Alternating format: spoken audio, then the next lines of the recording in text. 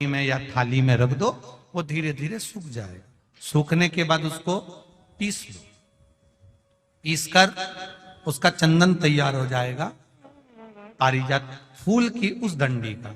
और जिस समय वंश के लिए, सिद्धि के लिए, कार्य सिद्धि के लिए या वैभव प्राप्ति के लिए हम पारिजात का पुष्प देवादिदेव महादेव को समर्पित करते हैं, उस समय इसी को पानी में घोलकर देवादिदेव महादेव को जब आप लगाएंगे तो जैसे केसर घुलती है, केसर का जैसे कलर होता है, केसर जैसी सुगंध करती है, वैसे की वैसे ही ये पारिजात की जो डंडी आप लोगों ने सुखाई है, वही डंडी का जो चंदन बनाया है, शिव जी को लेपन करा है, उस समय पर अपने हृदय की बात आपने जो देवादिदेव महादेव को कही है, बस वही सुगंध हमारे जीवन में आना प्रारंभ हो जाती है। वो पारिजात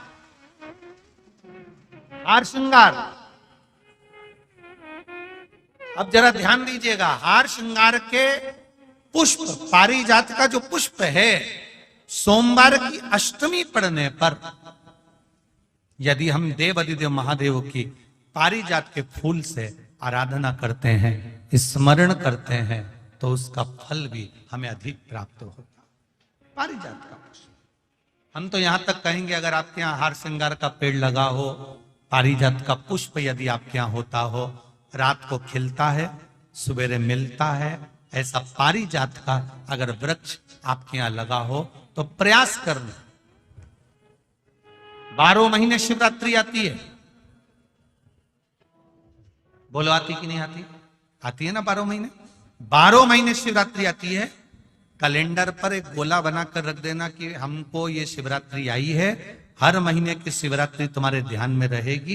एक पारिजात का पुष्प, हार श्रृंगार का पुष्प, एक अगर देवादिदेव महादेव को आपने चढ़ाना चालू कर दिया, समर्पित करना प्रारंभ कर दिया, तो आपको पीछे पलट कर देखने की जरूरत नहीं पड़ेगी, महादेव हाथ पकड़ ही रहता। पारिजात का पुष्प शिव को समर्पित।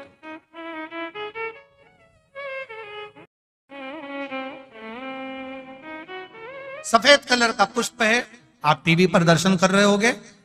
केसरिया कलर की, नारंगी कलर की उसकी डंडी है, भगवान शिव को समर्पित पारिजात।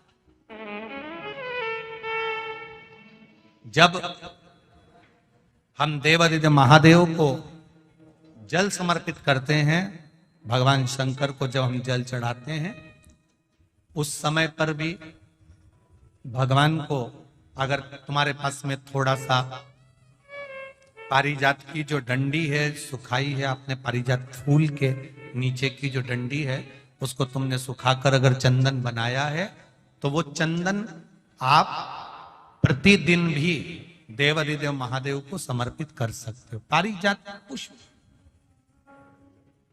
एक बात और हमारे स्मरण में रहे,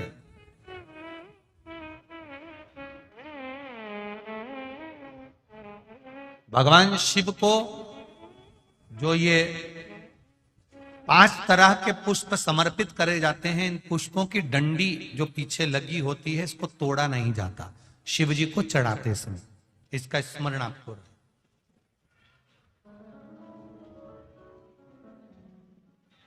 तीन शिवालय ऐसे हैं जहां पर पारिजात के पुष्प को समर्पित कर देने से, भगवान शंकर को अगर पारिजात का पुष्प समर्पित किया जाता है तो मनवांछित फल की प्राप्ति होती है। पहला, मां नर्मदा से निकला हुआ कंकर नर्मदेश्वर महादेव। अगर कहीं नर्मदा जी के कंकर से शिवलिंग बना हुआ है तो मां नर्मदा के शिवलिंग पर पारिजात का पुष्प समर्पित होता है। दूसरा, जो शिवालय एकांत में हो, एकांतेश्वर महादेव जो एकांत में बैठे हो, भले ओटले पर बैठे हो, अकेले बैठे हो, एकांत में बैठे हो, वो एकांतेश्वर महादेव पर भी पारिजात का पुष्प समर्पित कर देने से, अगर कोई अदालत का कोर्ट केस होता है तो बाबा देवादिदेव महादेव का मात्र पारिजात पुष्प का स्मरण या उसको समर्पित कर देने से भी फल की प्राप्ति होती है।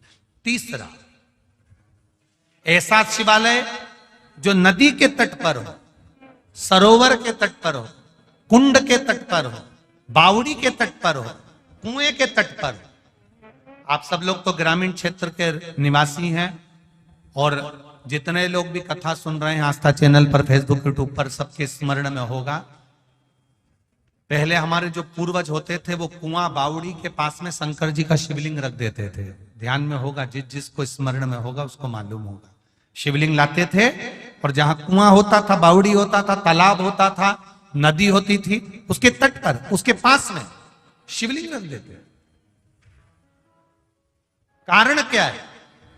किसी जलाशय, कुआं, बावड़ी, तालाब, नदी, सरोवर, इसके पास में जो शिवलिंग होता है उस शिवलिंग को बहुत सिद्ध करने की जरूरत नहीं होती। स्वयं गंगा मैया उस कुंड बावड़ी के रूप में रहकर शिवलिंग को सिद्ध कर देती है और वहां स्वयं विराजमान हो जाती है महाराज। वहां पर भी यह हार श्रृंगार, पारिजात का पुष्प शिव को समर्पित किया जाए। 3 जगह ऐसी है जहां कभी मौका मिल जाए और तुम्हारे पास में पारिजात का फूल हो और कहीं तुम्हें मिल गया, तुमने आज्ञा ले ली, हम ये पुष्प ले लें क्या, और लेकर अगर आपने चढ़ाया है तो उसका फल जरूर मिलेगा। पारिजात, हार श्रृंगार का पुष्प। चंदन भी प्रयोग कर सकते हैं, चंदन। महाराज शिव पुराण कर रहे हैं।